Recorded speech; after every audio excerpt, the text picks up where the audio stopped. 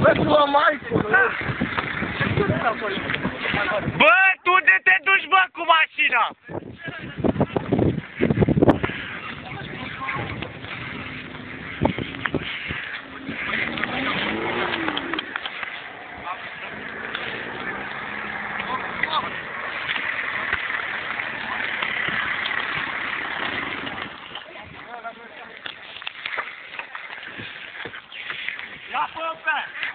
Te distragi? Nu-și fac. Pe scârțurile pe spate se oftică. Da? Ce zici, Ce? zice că îi zice dorul de tobă de ele. Nu cred.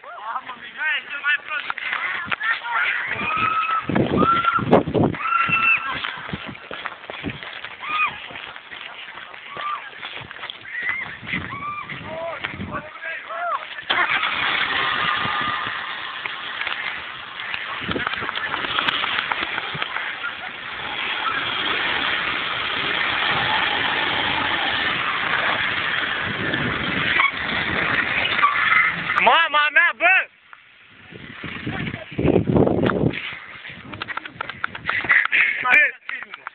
Să moare, vino! Deci Buzavet, vino! Buzavet! Să moare, mami! Deci... Vino cu a... Să moare... Bă, vezi cum e două morți că-au făcut spraf, băga mea-și pula în ea de mașină! Tu-i morți! Morților, măți, băga mea-și pula!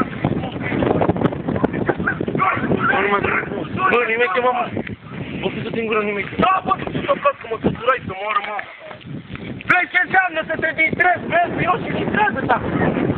Vino încoa să o scoatem, Andreea! Vino încoa că-o făcut spraf, vino încoa! Vino încoa, nu mai râdeți, buse, vino încoa! Trimite pe asta, numai, vino încoa! Vino încoa, zise, vino încoa!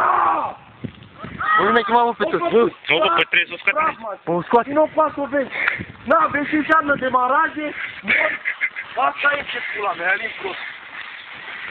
Băga mea și pula mea, Bă, mă, că nu se sparge nimic, bă! Nu se sparge, bă, multe nimic! bă, ce pula mea vă uitați, ia pula mea și trage de partea aia, să o scot o apasă de curs! Da, mă, să-i tractăm, bă, cu pula mea! Trage o pulă, dă-o mort